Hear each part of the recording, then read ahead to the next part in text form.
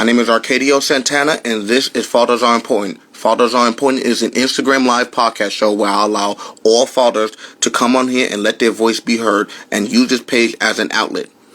Now, my first guest for tonight, my first and only guest for tonight, sorry about that. My guest for tonight is Tarish. I'm sorry if I'm pronouncing his name wrong, but he is currently residing in North Carolina. He has a story to tell us, and he's going to be sharing his history with us with parental alienation. Now, he is on here right now, and we're going to go live with him. So, going live right now, everyone. I do apologize if I'm saying his name wrong.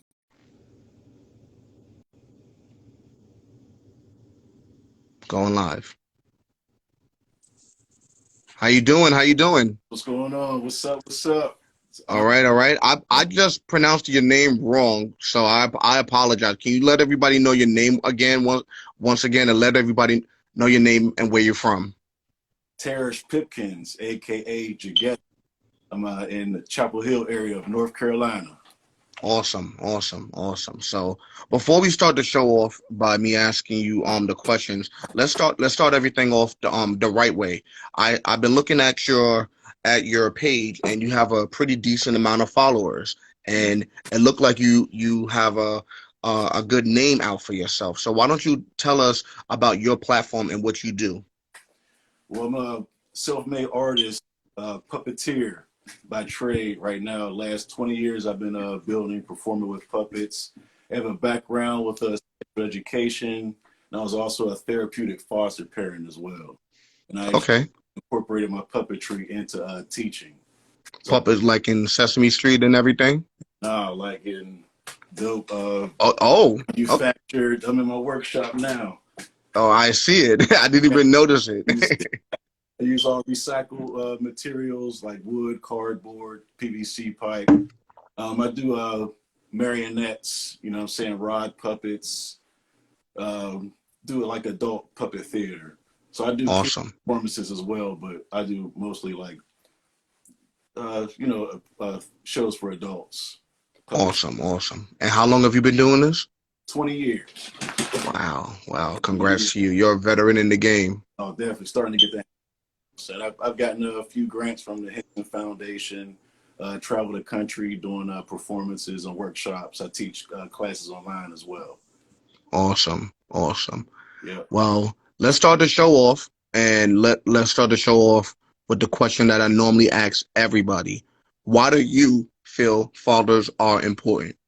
I mean, I feel fathers are important because you look at the statistics, you know what I mean, the prison system, and, you know, most of inmates in prison didn't have a positive relationship with their father. You know what I'm saying? I believe fathers are important because I myself, I didn't grow up with a father. Like I told you on the phone earlier, when my father was 14 years old, you know what I'm saying, his uncle sat him down and he spiked him with heroin. And my father's been fighting that addiction ever since, so he wasn't there. And I was raised by, you know, a single mother in the projects in south of Pittsburgh, in a town called Clary, Pennsylvania. So I firsthand why a father is important, because I missed out on that experience. And now I'm actually learning how to be, you know, the man I could be and a father, you know, just from starting over with my children. Now, before we go in and talk about your children and parental alienation, let me ask you this: how do you think your life would have been if your father was in your life more at a younger age? I'd be a millionaire. I'd have been more focused, more disciplined. I wouldn't have gotten with, you know, the woman I have, you know, the first two children with. I'd have made better choices. Yeah, I think my life would have definitely been different. Awesome. You know, more, you know, from a positive perspective. So shout out to my cousin Carlos. He just won custody of his son. He's going through the big mama tears. All right, everyone, please take the time out and comment below with a clapping emoji for that. It's rare when fathers win custody and family, of course. Very rare, and we're gonna get to that. But yeah, let's jump right into it and tell us about your story, your history of parental alienation, how long you've been dealing with it, what you've been through, everything. But start from scratch and let us know. Man, where do I begin? Let's let's go in reverse. And I was falsely accused of sexually abusing my oldest daughter. When she was a baby, and it's been downhill ever since. I just reunited with her, seen her in person for the first time in 20 years this August. I went up to my hometown and did a show there, at a public park. And, me and my son, we've been in contact off. My oldest son, he's 29 now.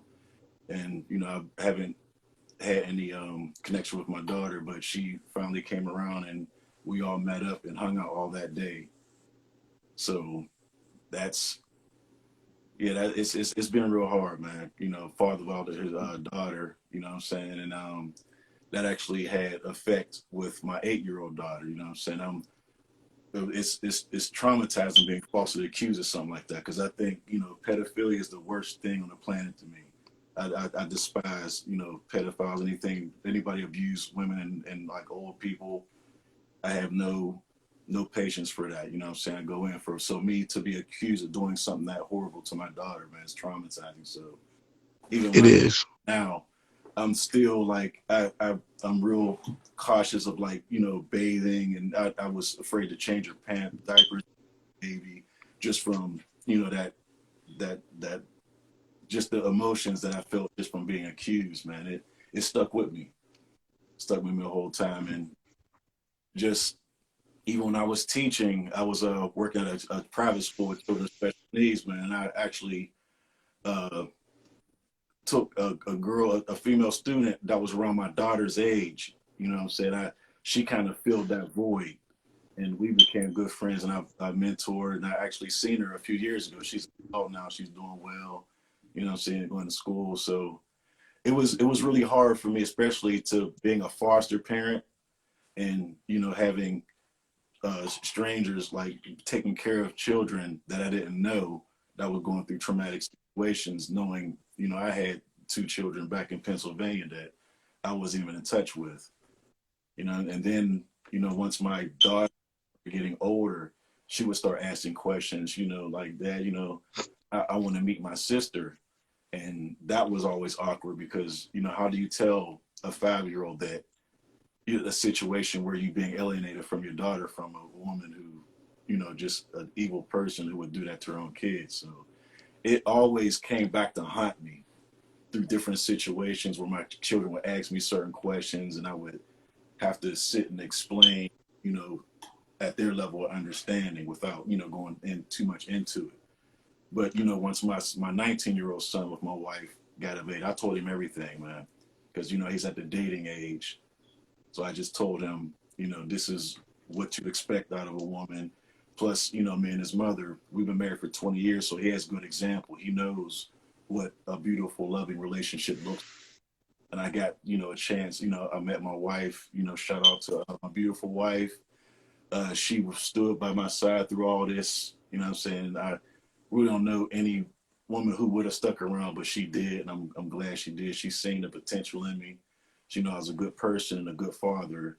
And now, she steps back and lets me be the father that I can be. And, I love her. How hard was it on your wife for her to be by your side when you were down at your lowest times with just wanting to be in your kid's life? I mean, she was there for support, but, the my kid's mom, she was actually trying to ruin my marriage as well. You know what I'm saying? Mm, It's just this terror. She would do things with the kids. Um, so, we decided which the best choice I ever made was to leave Pittsburgh, Pennsylvania, where I'm from, and relocate to North Carolina because there was not employment up there. I was getting back in my rear, so there was lots of work down here, so I could work and pay my child support and not be, harassed and terrorized. mm-hmm. So that was a good move because I was being alienated from my kids anyway. I wasn't seeing them, so I didn't see the difference in being in the same city or just being out of state where I can, um, be established, start over, and, you know, try to get my child support thing together, which I did. I got jobs, started school, started teaching, and, you know, things got better. Now, man, that's I don't I is the fact that you went through in family court, they consider that as the silver bullet when they tell inappropriate lies on you, such to what you've been through. How hard was it for you? How did you manage to keep yourself from not going crazy with everything you were being put through? Man, I did go crazy. You know what I'm saying? I was broken. This one time, I don't even think I shared this with anybody, but I'll share it with the audience, man, because I'm just about, you know, transparency, because I'm here to speak for fathers suffering in silence like I did. You know, when I, you know, tell people my situation, people are like, oh wow, you know, I never knew that you went through that. I never knew you were going through that. It's like, well, I never, you know, told anybody. I just keep it to myself. But I remember my first time going down the child support court. Um, well, first disclaimer: I'm responsible for everything that all the choices that I made. You know what I'm saying? I own accountability for all. I let things happen to me. You know what I'm saying?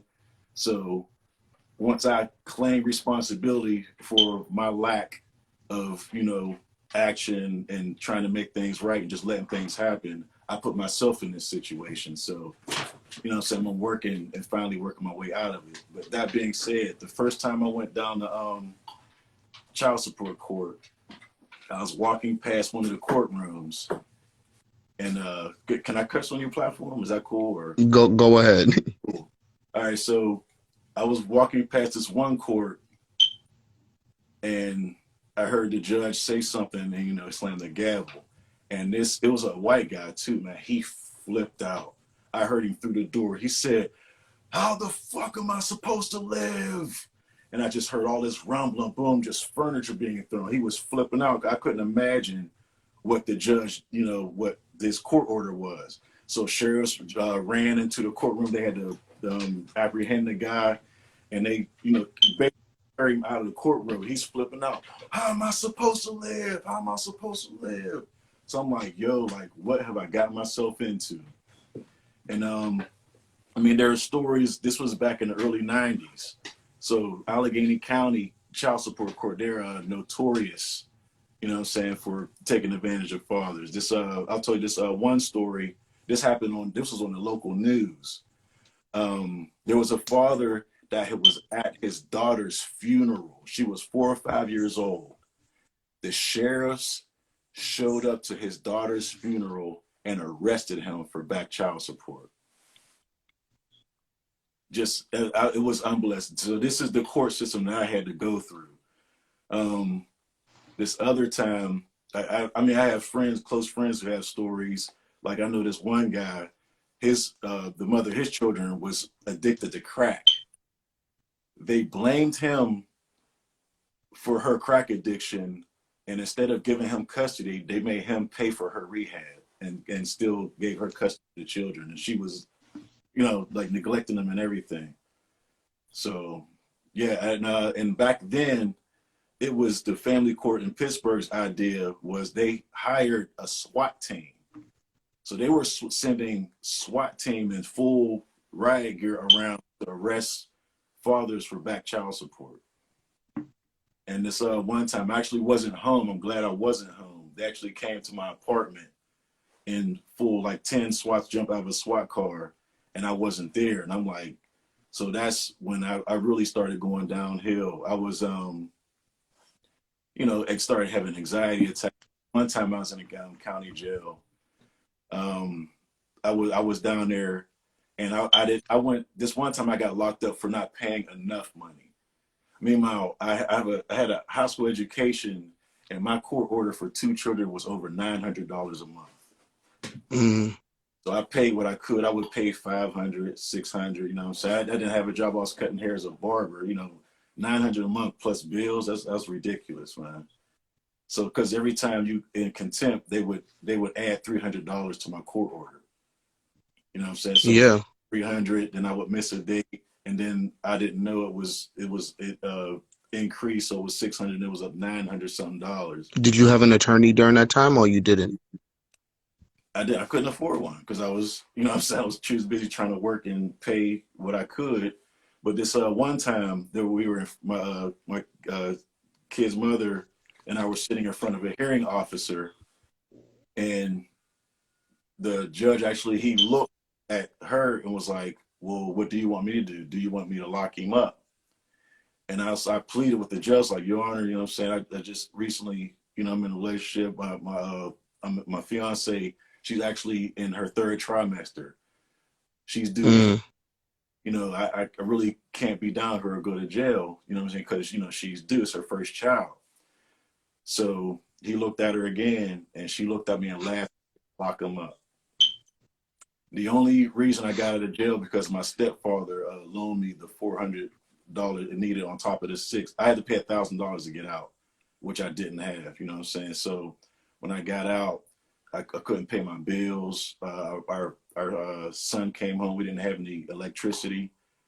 No, we didn't. We had electricity. We didn't have any heat, and it was like, you know what I mean, October, November in Pennsylvania. So it was a struggle, man. And I lost sounds like not apartment. even not only the your kid's mother was very savage and vicious, but it sounds like the family court out there as well was savage and vicious as well. Yeah, no doubt. I mean, I'm still paying, and my kids are 29 and 26. You know what I'm saying? But I've Hmm. cut it down tremendously. But I don't know if people notice, but if you go to jail or go to prison, your child support payments don't stop. So if Yeah. you get caught up and you do 5 years in prison, you have 5 years accumulated on top of what you owe.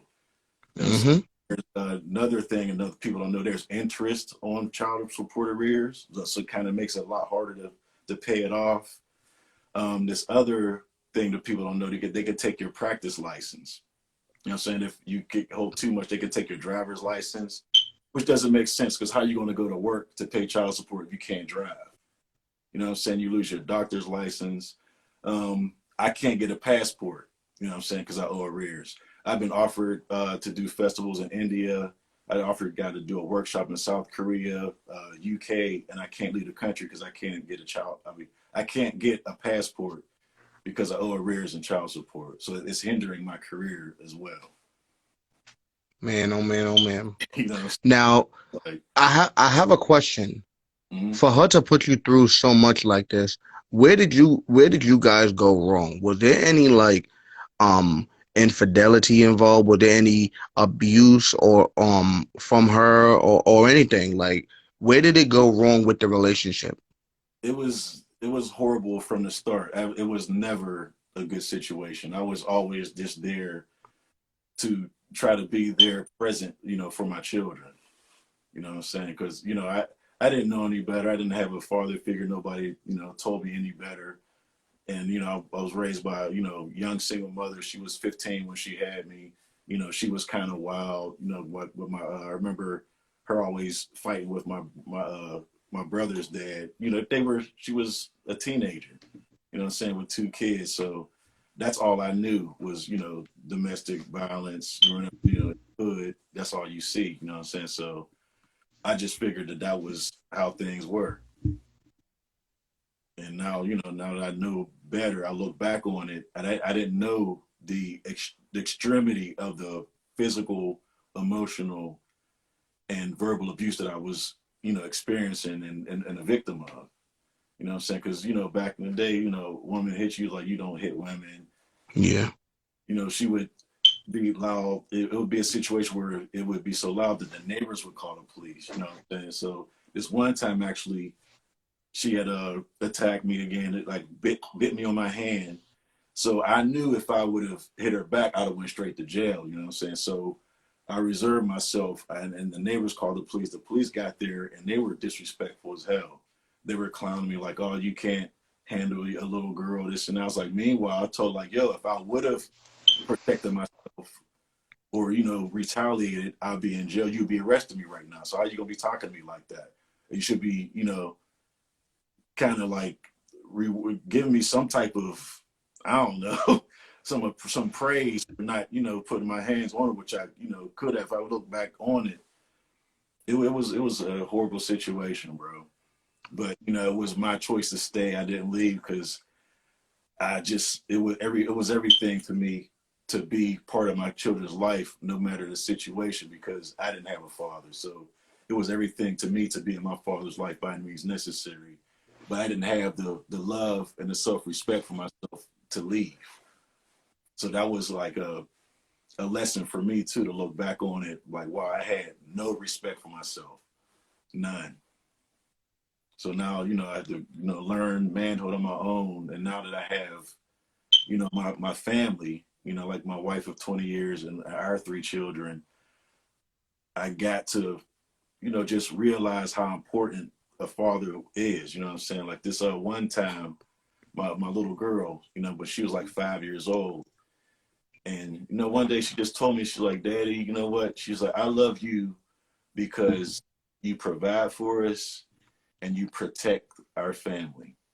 Mm-hmm. Thank you, baby. And I went in the room and I kind of like teared up because I never felt security and protection when I was growing up. There was never a man in the house. I was the man in the house, you know what I'm saying? Because I was the oldest sibling. So for her to say that, and I was just like, wow, I've never experienced that. And that showed me how much more important, my role is in their life. Now, do you think when you was going through the abuse part, would you say to yourself that you didn't love yourself enough to allow it to continue for during that time? Yeah, definitely. Yeah.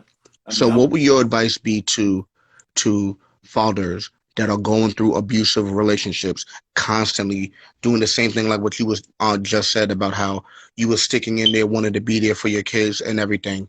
What would your advice be to those fathers that are in an abusive relationship with their son, daughter, or kid's mother?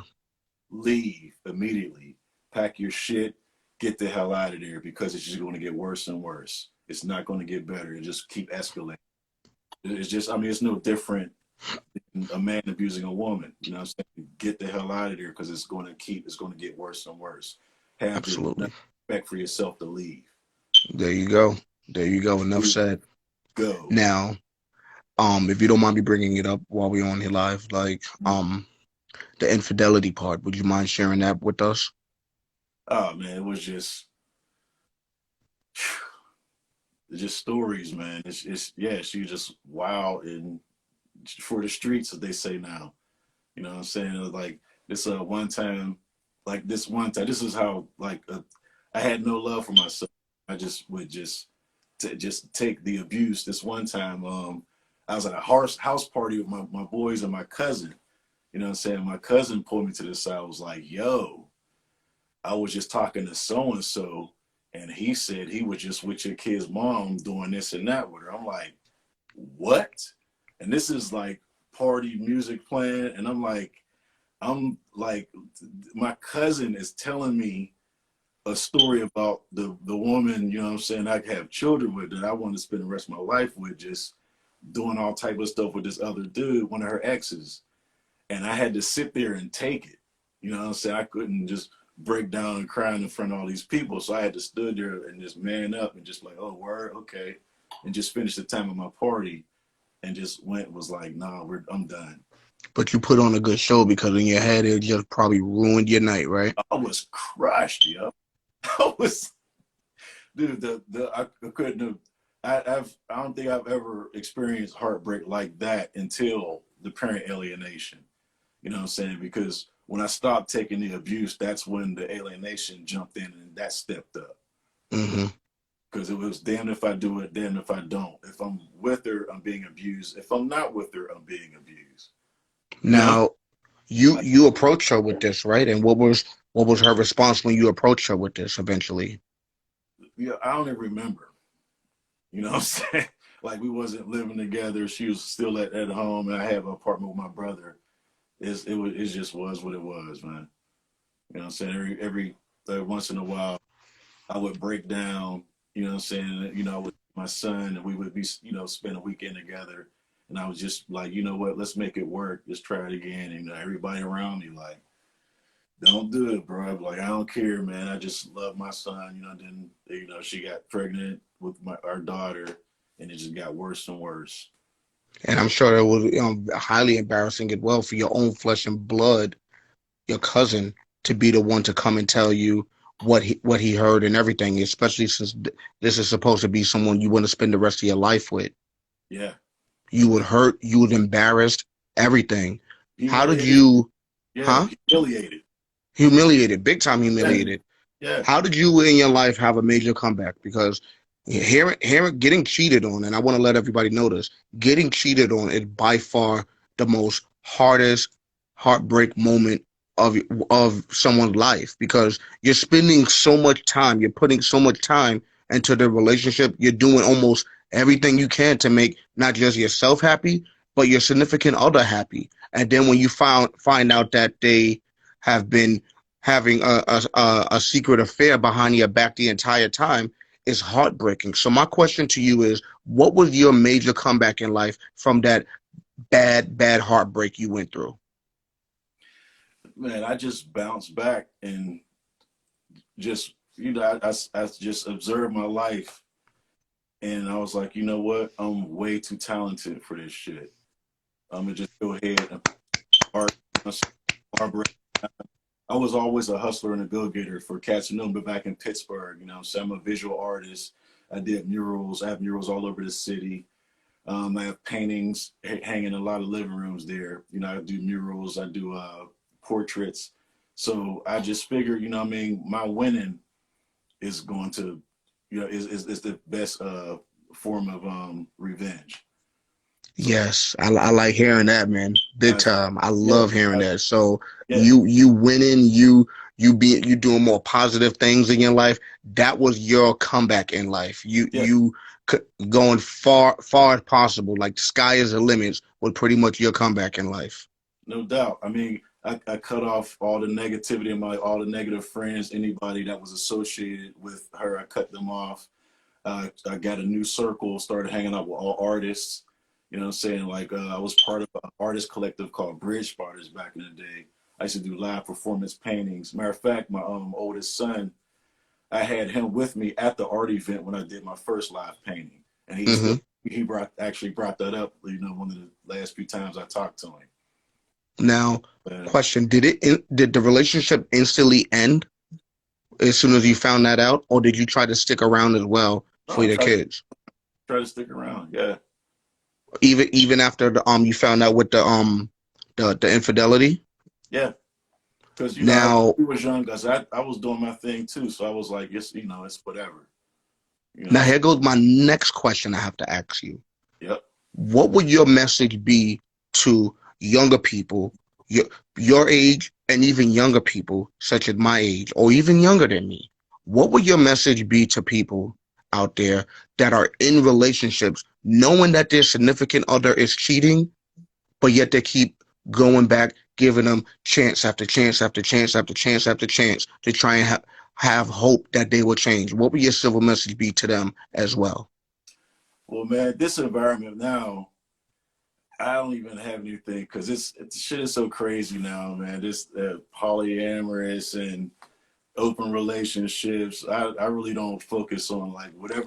And I don't mean to cut you Yeah, off, but everybody please chime in at the bottom of what advice. Everybody that's tuning in, please type in on the comments below what advice you would give somebody or one of your friends if they know that they're getting cheated on and don't want to leave a relationship for whatever reason. Please comment below on your thoughts.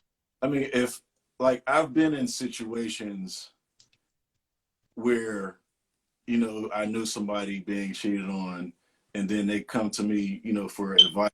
Well, I never liked that person anyway, and they end up getting back with them, and that causes tension with you. So I don't involve myself in people's relationships at all. You know, Mm. if it's a family member, not even if it's a family member, I'll just let them know, like, yo, you're doing nothing but disrespecting yourself. It's not going to change, and it's not going to get better. But if you're going to stay, stay. If you like it, I love it. What I'm saying? You're being abused, you're disrespecting yourself. If you make the choice to stay, I'll support you either way. Absolutely. Absolutely. Now, I'll be there, what I'm saying, when you fall on your face. I'm there to, help pick you up. But eventually they're gonna learn one day themselves when yeah, to leave. you really can't you really can't tell anybody about relationships, because if they're blinded by love, they're not gonna listen to you anyway. So you're wasting your time.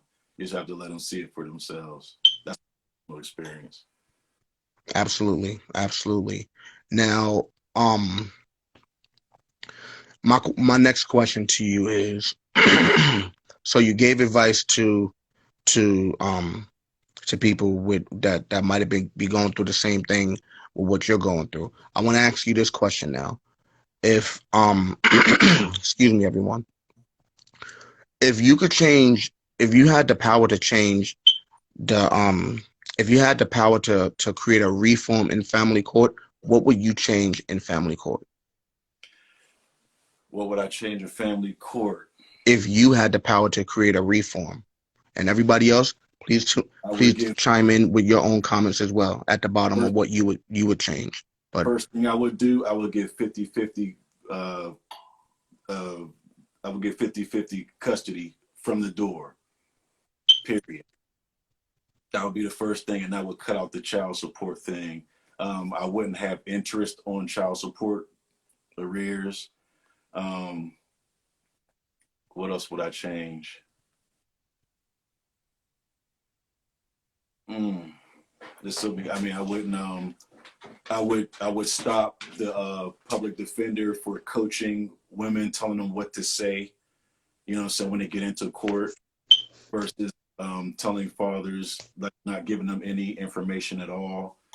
Um, I would fire every judge that's there now and start over. I would just shut down the whole thing, because my experience with when in Allegheny Court, there were 3 judges there in Allegheny County courts. 2 of them, no matter what your situation, they find you and you got locked up if you in the courtroom. There's just one judge. I took all type of father programs, trying to get help. And the one of the 3 judges, he actually came to the fathers group class on the Hill District in Pittsburgh and talked to young fathers. And I walked up to him after he spoke, and I said, I know you don't remember me, but I want to thank you, because you're the only judge down there who actually gave me a chance. And because most of the judges, they say, if you're there, they say $1,000 or $2,000, boom, halfway house, get out my courtroom. But there, when I was in front of him, he was like, you know what?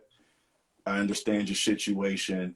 I'm gonna give you, a couple months to find a job, and then you come report back. He actually worked with the fathers. He actually cared. The other 2 did.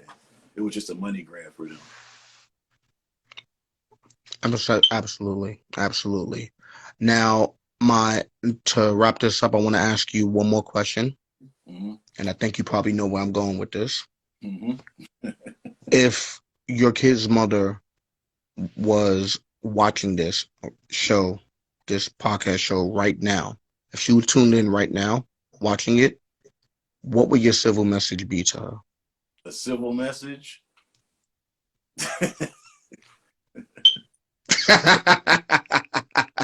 Her, other, every other who alienates their children from the other parent, that's a good parent.